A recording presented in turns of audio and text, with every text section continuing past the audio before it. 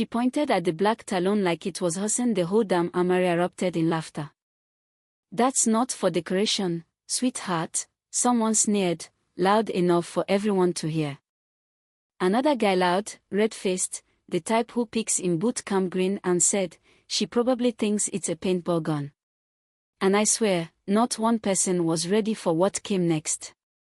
The commander walked up, didn't blink, didn't smile, just looked her dead in the eye and said, "Give her the black Talon." That's when everything shifted. Jamie Quinn had shown up that morning in a storm of dust and apathy. No medals, no entourage, just a beat-up canvas bag and those scuffed boots that said more than any patch ever could.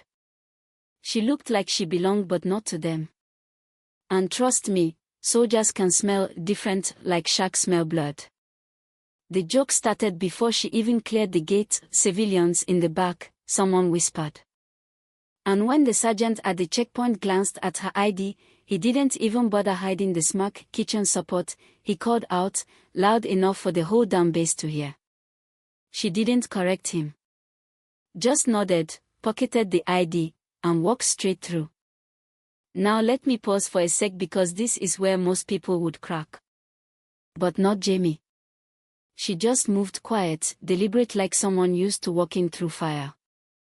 Her name was dead last on the assignment board: logistics, kitchen. The laughter. Instant. Hope she's good with a potato peeler. But she just stood there, read her name like it was gospel, and walked off to clean a storage shed like it was a war room. That night in the mess hall, she sat alone, scribbling in a little notebook while the others' jokes said she was probably writing a grocery list. She didn't even flinch. And then, the armory. That black Talon rifle, sleek, heavy, reserved for top marksmen, sat in its glass case like some kind of throne. When Jamie pointed at it, you'd think she asked for the nuclear codes. "You don't even know how to load that," one guy said. But her response? Low, steady, cut through all of it. "I fired that before some of you learned how to aim." Then came Colonel Beck. Walked in like a ghost, heard the commotion, didn't ask a single question. Just said, "Give her the rifle." And when she took it, barrel check, mag check, shoulder sling smooth as hell. Walked out like the whole scene was beneath her. That's when people started whispering. Next morning, she aced the obstacle course while everyone else slipped in the mud. Quietly fixed a rookie's radio during comms training and never said a word about it. Someone caught a glimpse of that grocery list. Turns out it was a perimeter sketch, detailed with range estimates and angle grids like a field ops manual. One by one, the smirks faded. But they still poked the bear. During live fire sim, Harris team leader, full-time Jacka, stuck her in the back. Said she'd slow them down. Then the enemy hit. Everyone panicked. Jamie stayed low, sighted, and took the cleanest shot of the night. One bullet, one down. You could hear a pin drop on the comms after that. "You were told to fall back," Harris hissed.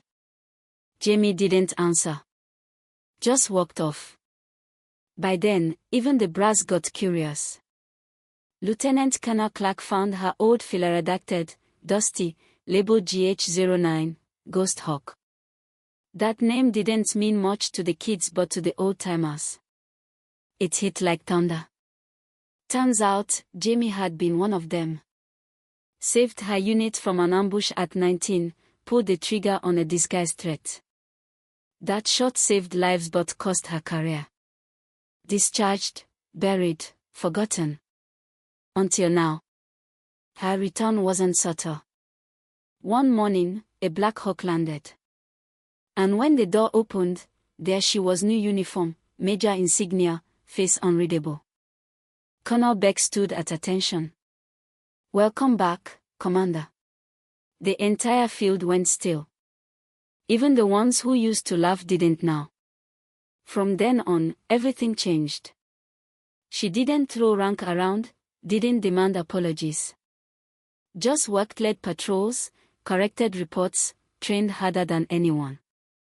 Someone tried to trip her with a heavy crate. She caught it one-handed and said, "Next time, aim better."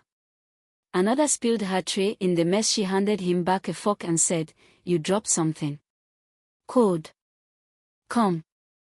Little, in every sense of the word.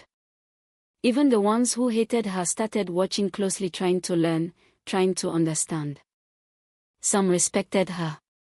Some feared her. A few filed transfer requests saying they didn't feel safe. Yeah.